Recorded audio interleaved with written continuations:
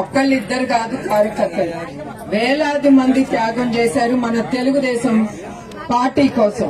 ఇంకొక ఆయన నా మనసులో ఎప్పుడు ఉండిపోతాడు సుబ్బయ్య గారితో పాటు, చంద్రయ్య గారు, మాచర్లలో చంద్రయ్య గారు. ఆయనకి ఉండేదే 2 ఎకరాలు. ఆయన చాలా అభిమానుడు మన అన్నగారు నందమూరి తారక రామారావు గారు. అంటే ఆ 2 ఎకరాల్లో ఆయన విగ్రహం పెట్టుకున్నారు. ఆయన తెలుగుదేశం పార్టీ కోసం చాలా ప్రచారం గాని ఆయన ఏమన్నా చేసేవారు పార్టీ కోసం. అట్లాంటి వ్యక్తిని అక్కడ ఈ ప్రభుత్వం లీడర్, వైసీపీ లీడర్లు పట్టుకుని జై జగన్ జై వైసీపీ అంటే కూడా ఇక్కడ కత్తి పెట్టి బెదిరిస్తే కూడా వెనకాడలేదు. ఆయన ఒకటే చెప్పాడు, జై చంద్రబాబు జై తెలుగుదేశం అని. అక్కడితో ఆఖరి వరకు ఆయన ఇదే చెప్తా ఉన్నారు. అక్కడితో ఆయన చంపేశారు, కత్తితో ఆయన్ని నరికేశారు. అది వీళ్ళు చేసే అరాచకం మన తెలుగుదేశం కార్యకర్తల మీద. మీరందరూ ఇవన్నీ గుర్తుంచుకుని మీరు చాలా ధైర్యంగా ముందుకెళ్లాలి. ఇప్పుడు నేను ఇంత ధైర్యం చేసి నేను ముందుకు వచ్చానంటే అది మీరే కారణం. మీరుంటారు నాకు అని. అట్లానే ఈ కార్యకర్తల కోసం తప్పకుండా చంద్రబాబు నాయుడు గారు వెనకాడు. నా కుటుంబం కూడా ఆలోచించారు, మీకోసం ఆయన ముందుకు వస్తారు. ఇప్పుడు అట్లానే మన పార్టీ కోసం, మీకోసం కార్యకర్తలందరూ ముందుకొచ్చి మీ కాన్స్టిట్యున్సీలో మీరు పోరాడాలి. ఇది తప్పదు. ఈ పోరాటం మన అందరిది. మన భవిష్యత్తు కోసం, మన పార్టీ కోసం మనం ముందుకెళ్లాలి. అట్లానే మొన్న బంగారుపాలెంలో నేను ఒక ఆవిని, హంసవేణి, ఆవిడ కూడా తెలుగుదేశం కార్యకర్త. ధైర్యంగా ఆవిడ నీళ్లు రావట్లేదు, పంపులు కొడతా ఉంటే నీళ్లు రావట్లేదు. ఆవిడేం లేదు చేసి మన తెలుగుదేశం లీడర్కి వెళ్లి చెప్పుకుంది, ఇట్లా నీళ్లు రావట్లేదు పంపులో. అది ఆవిడ చేసింది.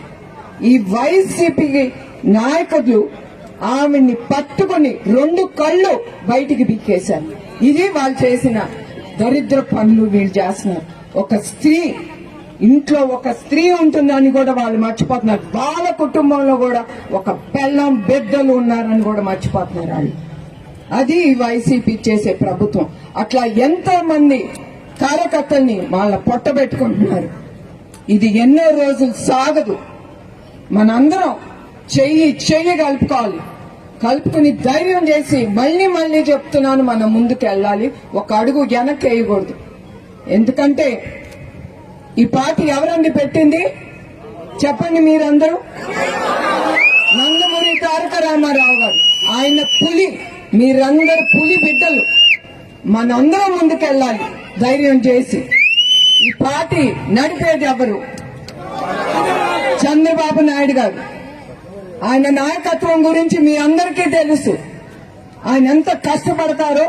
ఒట్టి కార్యకర్తల కోసమే కాదు, ప్రజల కోసం చివరికి ఆయన చూసేది రాష్ట్రం కోసం, దాని అభివృద్ధి కోసం, అందరికి ఉద్యోగాలు రావాలని, అందరూ ప్రతి ఒక్క కుటుంబం సంతోషంగా ఉండాలని ఆయన కోరుకునేది.